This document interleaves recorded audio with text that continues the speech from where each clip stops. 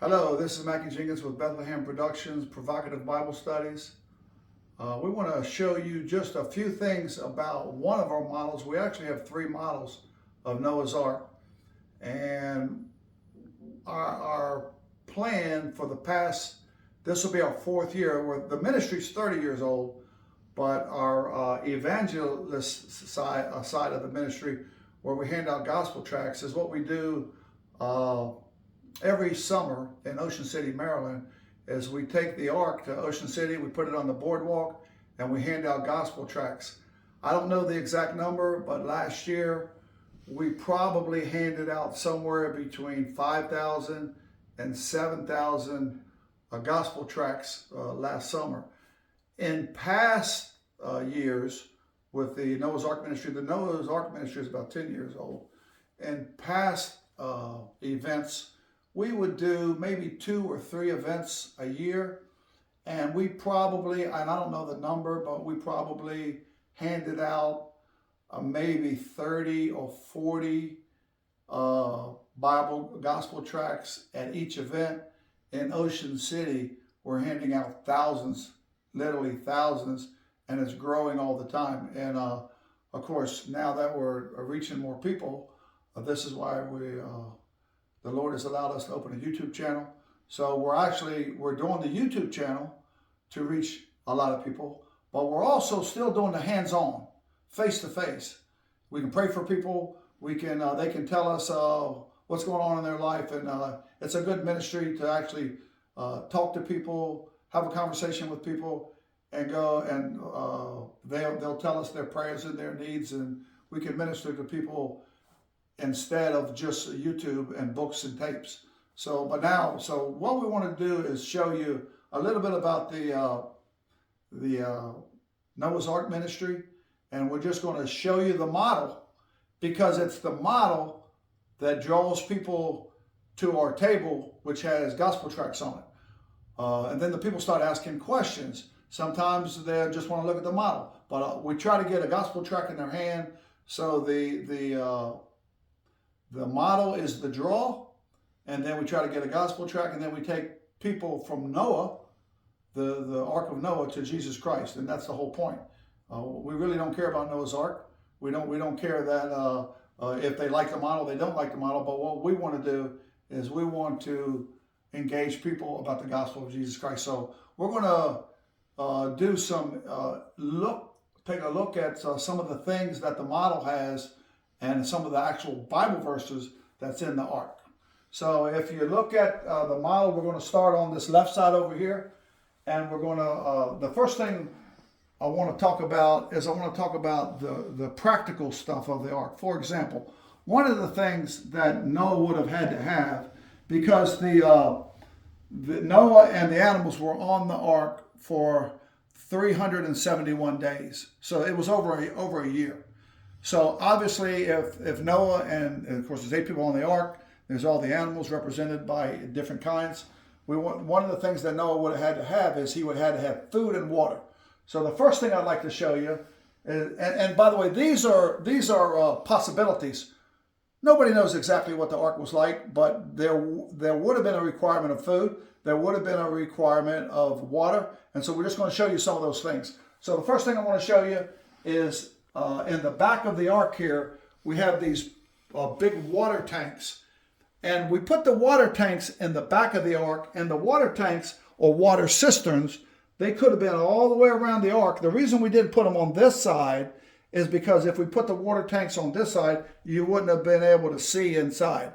So the water tanks could have been all the way around the edge of the top floor. The reason they're on the top floor is because the water, after some of the water was used up by feeding the animals, the rain later could have went on the roof of the Ark into a gutter system and then drained into the cisterns to refill the cistern.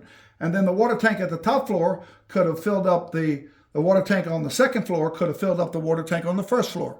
So one of the things we represented were water tanks, water cisterns. And if we can get a close-up view, here's an example of a big cistern that's fed by a pipe to a smaller cistern which feeds animals on this floor, and then there's a lower cistern and even a lower cistern. So that's why the water cisterns are represented on the first floor.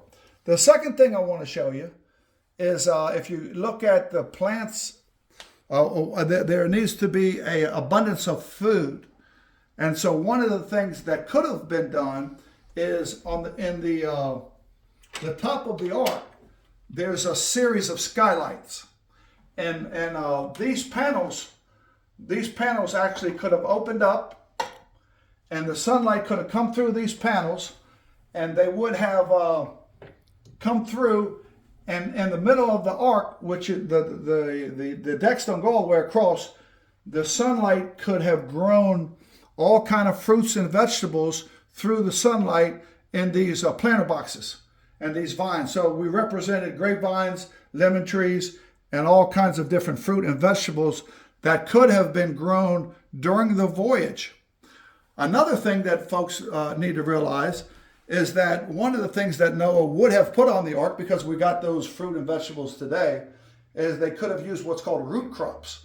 For example, there's potatoes, carrots, all kind of root crops that can be stored in containers that would survive the 1 year period.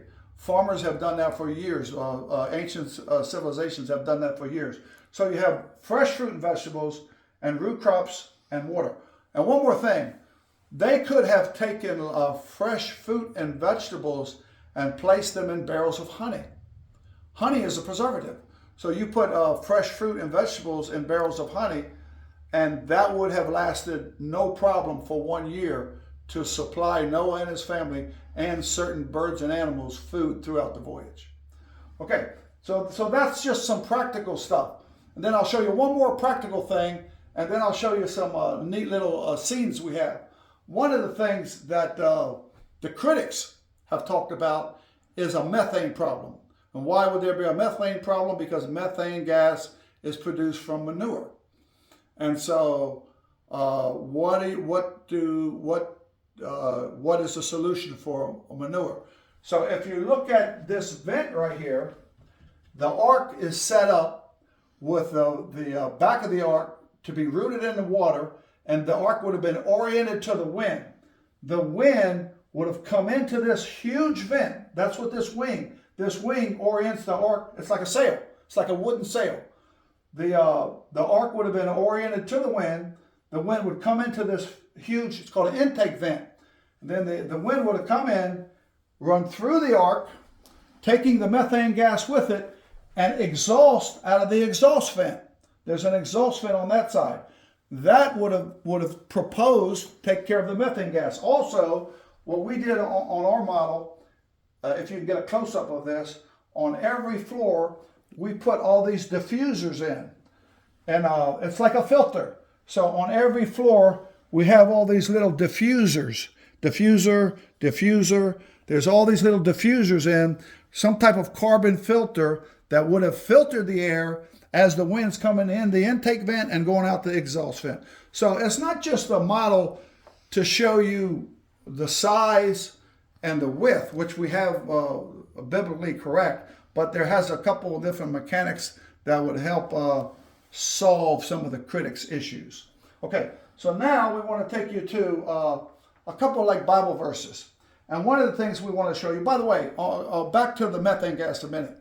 One of the things that the critics say about too much manure and too much methane gas is that the Bible says that the animals came unto Noah.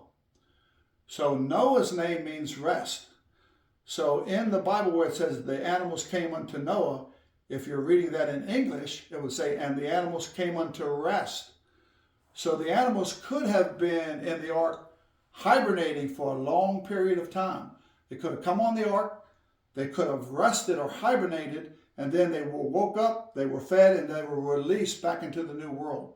So the point is there may not have been as much methane gas as the critics proclaim, because there may have been a hibernation period where the animals came unto rest. Also, the animals You don't bring a 400-ton dinosaur or a huge elephant. You bring juveniles.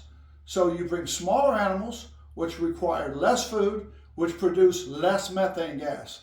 So when you go through all these mechanics, you find out that, hey, that this is not what everybody's saying it is, and the Bible is right as always. Okay, so now we want to look at a couple verses that are in the Bible.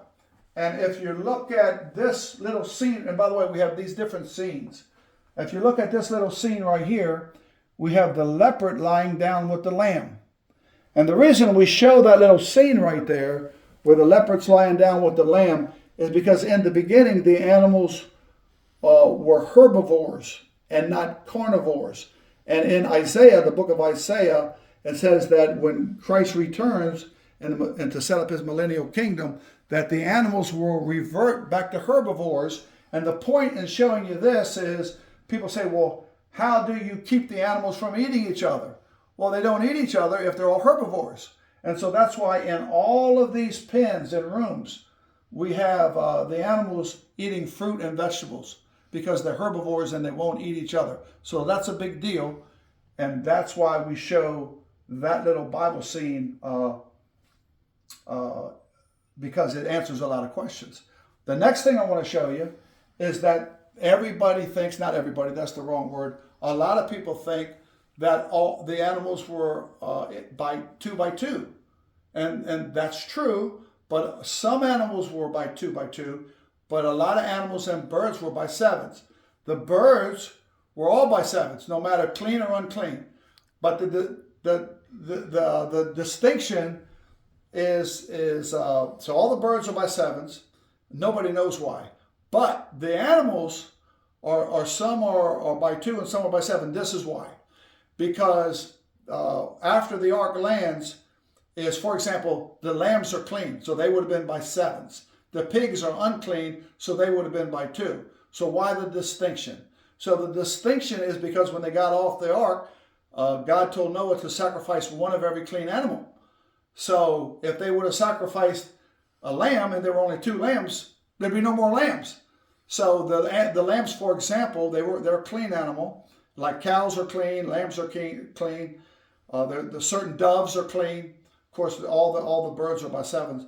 So the clean animals are by sevens, and the unclean animals are by twos. And in our model, for example, we have some deer right here, and these deer are by sevens, right? And then we have other animals like the pigs, for example, they're by twos. Okay, so that's another distinction. If you look at our ramp right here, you have like 7 lambs, 7 goats, 7 cows, and then the leopards, for example, they're by twos. So that's the distinction between clean and unclean. If you look at the pigs over here, the pigs are by 2. The lambs are by 7. Okay, so that's the distinction. And let me talk about Noah's family just a second. We're going to talk about their family in a minute. But if you look at Noah's family is made up of 8 people. Noah, his wife, 3 male and 3 female to reproduce.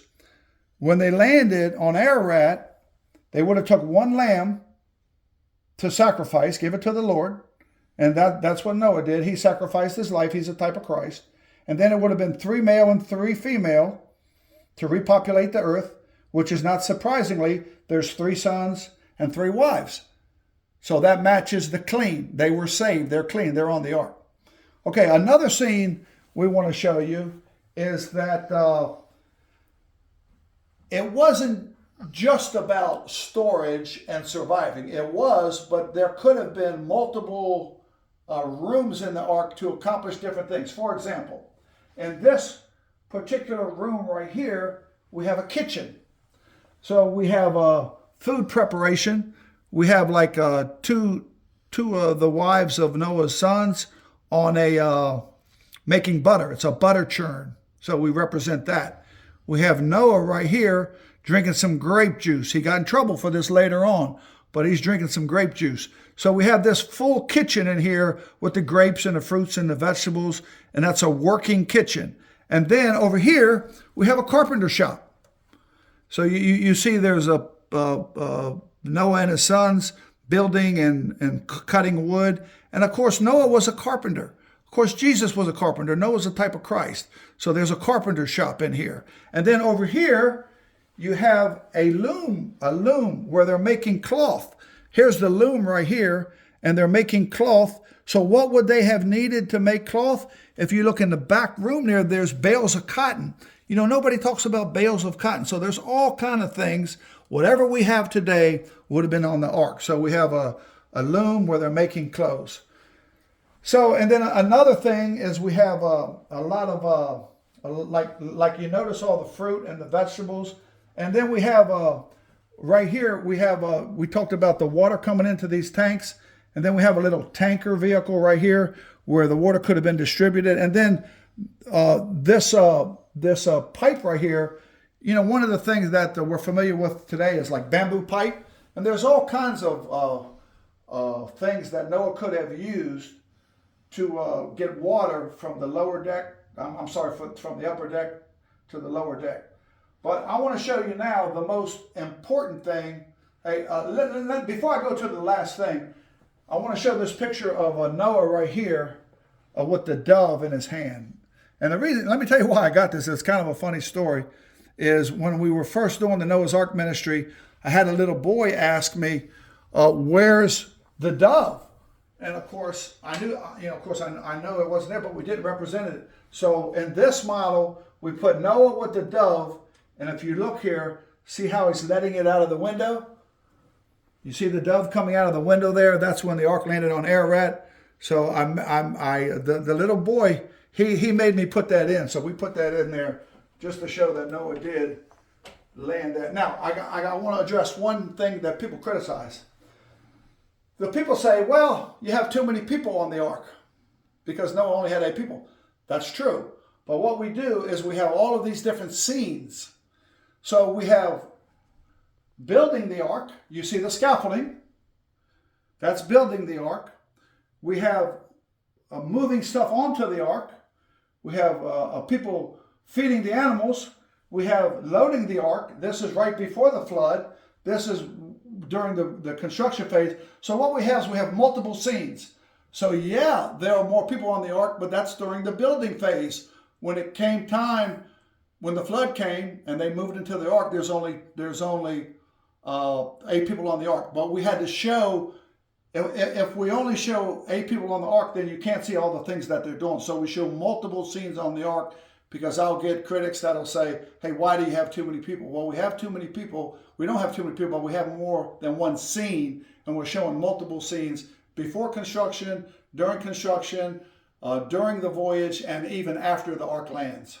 So that makes sense. Okay, last thing I want to show you on this video is God told Noah to come in. And I want to just talk about a Bible version for a minute, because a lot of Bibles have go in. If you have a word-for-word translation, God tells Noah to come in. This is very important. So if God tells Noah to come in, where is he? God is in the ark. He says, come in. He doesn't say go in. He says, come in. And so Noah and his family are coming in to what? To a relationship with Jesus Christ. He's inviting them in to know him. And you see these cherubim right here? The reason we put these cherubim on the ark is because the Bible says that God dwells between the cherubim. So God is in the ark. Noah and his family are coming into a relationship. The word gopher and kopher means atonement. They're coming under the atoning blood of Jesus Christ. And then here's the final thing. When the ark lands, he says, go out. He doesn't say come out. He says go out. So what does that mean? It means he stayed with them the whole voyage. He asked them to come in, and then he said, go out. The New Testament says, I'll never leave you or forsake you. So the point of all of this is to help people see that the gospel of Jesus Christ is in the story of Noah. The whole book is about Jesus Christ. Lo, I come in the volume of the book, it is written of me. And our purpose is to take the ark out into the public square, hand out gospel tracts so people can come to Jesus and have a relationship with him and not weather the storm. And so we want to stop with that, and then hope you come back and look at our videos so we can show you more provocative Bible studies. Thanks for watching.